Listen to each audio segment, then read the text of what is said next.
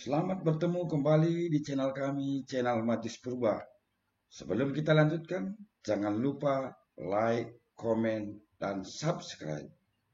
Anak-anakku semua, pada hari ini kita ketemu kembali di dalam pembelajaran IPA Fisika dalam materi Hukum Archimedes. Kita barangkali dapat membayangkan mengapa sebuah kapal tidak tenggelam di dalam air, atau mengapa sebuah balon dapat terbang ke angkasa atau dapat terbang ke udara.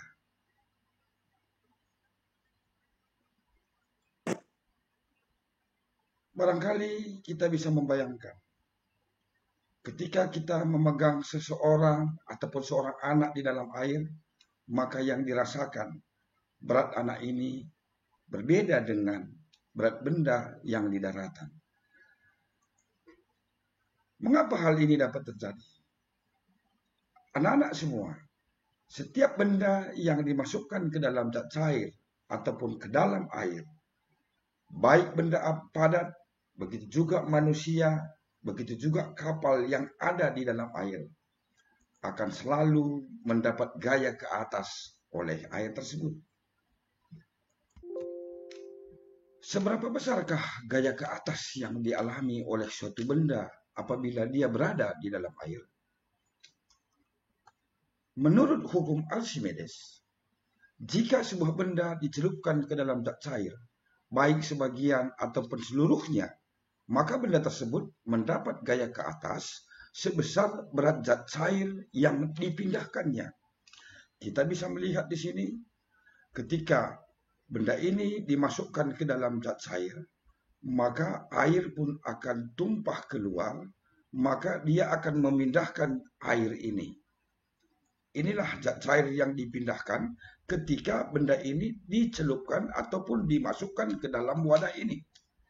Maka kalau kita timbang berat daripada air ini, itulah nanti sama dengan gaya ke atas oleh benda ini. Sebagai contoh, apabila misalkan kita menimbang suatu benda di udara ataupun di daratan, misalkan beratnya 9 Newton. Tetapi ketika kita menimbang di dalam air ataupun di dalam zat cair, maka beratnya kita permisalkan sama dengan 7 Newton. Mengapa berat benda berbeda? Selisih berat benda di udara dan di dalam air itulah sama dengan berat gaya ke atas, atau sering disebut dengan gaya apung, atau sering juga disebut dengan gaya Archimedes. Akibat adanya gaya apung, maka benda lebih ringan di dalam zat cair. Sekarang sudah terjawab, ya, mengapa suatu benda kalau kita angkat di dalam zat cair ataupun di dalam air, seolah-olah kita merasakan lebih ringan dibanding dengan ketika kita mengangkat benda tersebut di udara ataupun di daratan. Hal ini dapat kita tunjukkan pada gambar ini. Ketika di sini ada berat benda di udara, kemudian kalau kita bandingkan dengan di dalam air, maka di dalam air ini, benda ini akan mendapatkan gaya ke atas. Ya. Sehingga berat benda di dalam zat cair ini berkurang daripada berat benda yang sesungguhnya di daratan. Maka ketika kita mengangkat benda di dalam air, maka beratnya berkurang. Besar gaya ke atas ini dapat dirumuskan dengan persamaan FA sama dengan berat benda di udara atau WU dikurang dengan WC, di mana di sini WU sama dengan berat benda di udara atau berat benda yang sebenarnya, kemudian WC sama dengan berat benda di dalam zat cair. Maka kalau kita lihat di sini, kalau tadinya berat balok di udara 9 Newton, kemudian di dalam air sama dengan 7 Newton, maka kita bisa mendapatkan gaya ke atas atau FA-nya sama dengan 9 kurang 7 sama dengan 2 Newton. Jadi, kalau misalkan tadi ini adalah 9 Newton, ya, ini 9 Newton di dalam udara atau di daratan, ternyata di dalam zat cair ini hanya kita peroleh 7 Newton. Kenapa hal ini dapat terjadi? Karena ada gaya ke atas itu sebesar 2 Newton. Oke, bisa dimengerti ya. Sekarang kita lihat, apabila suatu benda dimasukkan ke dalam zat cair, maka keadaan benda bisa terapung, bisa melayang, dan dapat juga tenggelam. Bagaimanakah keadaan benda ini semua? Kalau terapung, inilah dalam keadaan yang terapung, maka sebagian benda ini akan muncul di atas permukaan air. Hal ini dapat terjadi apabila gaya ke atas itu harus lebih besar daripada berat benda. FA lebih besar daripada W-nya. Atau rho B lebih kecil daripada rho C. Massa jenis benda lebih kecil dari massa jenis zat cair. Sedangkan untuk benda yang melayang, kalau benda melayang berarti dia berada di antara permukaan dan dasar tabung ini. Maka hal ini terjadi apabila gaya ke atas FA itu sama dengan berat benda ataupun W-nya. Dan ini juga terjadi apabila massa jenis benda sama dengan massa jenis zat cair atau rho B sama dengan rho C. Sedangkan untuk tenggelam dia seperti ini, maka berada di dasar daripada tabung ini atau di bawah permukaan air ini. Hal ini terjadi apabila gaya ke atasnya ini harus lebih kecil daripada berat benda. Atau berat benda ini W-nya harus lebih besar daripada FA. Atau FA lebih kecil dari W. Dalam hal ini, apabila dia tenggelam, maka massa jenis benda lebih besar daripada massa jenis zat cair. Atau rho B lebih besar daripada rho C. Itulah keadaan apabila benda dalam keadaan terapung, melayang, dan tenggelam. Jadi kamu harus ingat ini. Ini syarat-syarat untuk benda terapung, melayang, dan tenggelam. Oke, kita lanjut. Besar gaya ke atas dapat juga dirumuskan dengan persamaan FA sama dengan rho C kali VC kali dengan G. Di mana FA sama dengan gaya ke atas satuannya Newton, rho C sama dengan massa jenis zat cair satuannya kilogram per meter kubik. Sedangkan VC sama dengan volume benda yang tercelup dalam zat cair. Ingat ya, VC sama dengan volume benda yang tercelup dalam zat cair. Jadi besarnya gaya ke atas dipengaruhi oleh massa jenis zat cair, volume benda yang tercelup dalam zat cair, dan percepatan gravitasi. Sebagai contoh, sebuah benda volumenya 600 cm3 dimasukkan ke dalam air yang bermassa jenis 1000 kg per meter kubik. Bila benda tersebut tenggelam di dalam air, berapa gaya ke atas yang dialami benda tersebut? Apabila percepatan gravitasi bumi 10 meter per sekon kuadrat. Maka untuk menjawabnya, kita buat dulu diketahui.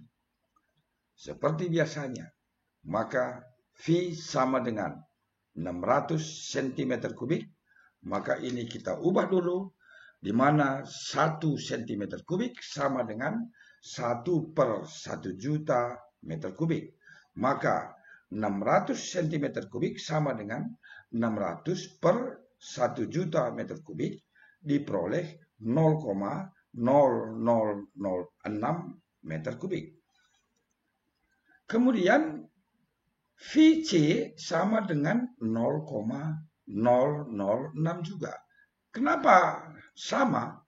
Karena tenggelam. Ingat ini dalam soal, karena bendanya tenggelam.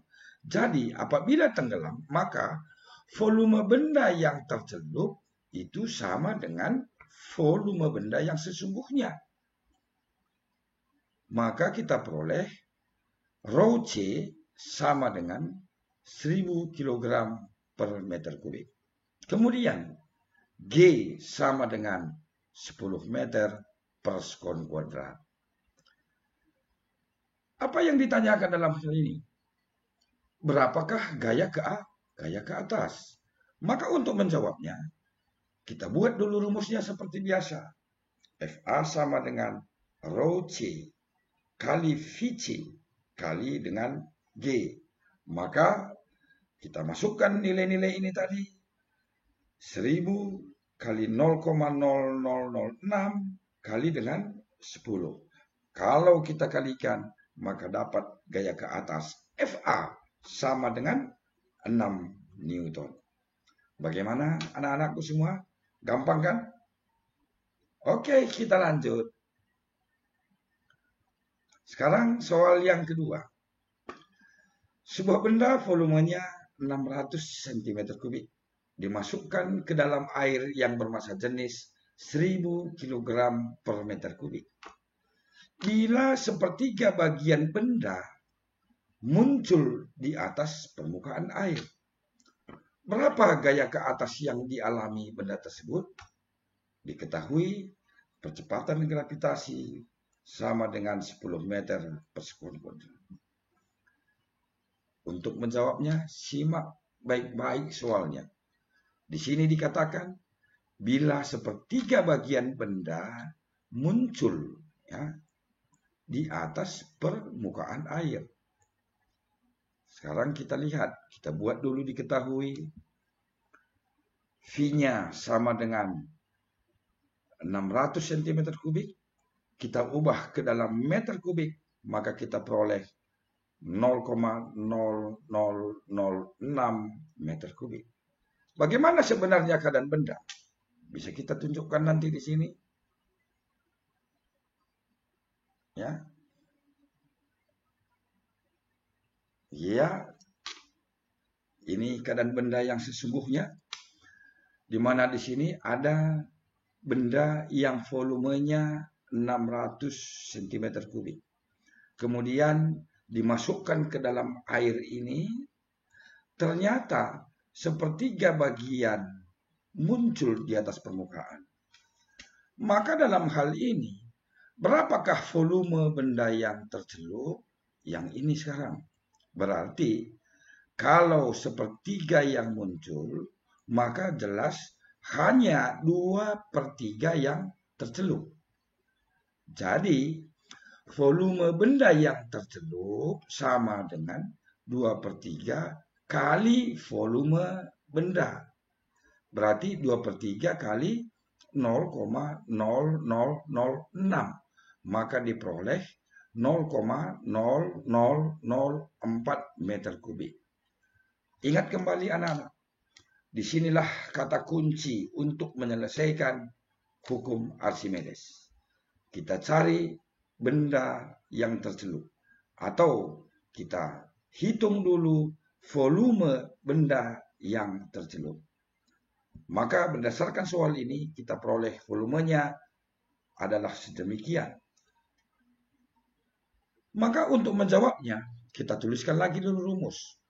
FA sama dengan rho C kali VC kali dengan G. Maka kalau kita masukkan ini semua, maka kita peroleh 1000 kali 0,0004 kali dengan 10. Maka hasilnya 4 Newton. Bagaimana? Gampang kan? Oke, kita lanjutkan. Ada beberapa penerapan hukum Archimedes. Yang pertama adalah jelas kamu sudah tahu, ada kapal laut, ya, ini dia kapal laut. Kemudian ada kapal selam, kemudian ada balon udara, dan ini adalah jembatan ponton. Jadi inilah beberapa penerapan hukum Archimedes. Sekarang menjadi tugasmu. Yang pertama, bisa kamu baca sendiri. Begitu juga soal yang kedua. Saya yakin apabila kamu mengikuti penjelasan yang tadi, kamu akan dapat mengerjakan soal yang pertama dan yang kedua ini.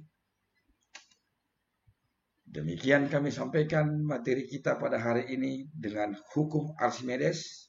Semoga bermanfaat. Jangan lupa tetap semangat dan tetap sehat, ikuti aturan protokol 3M. Bye.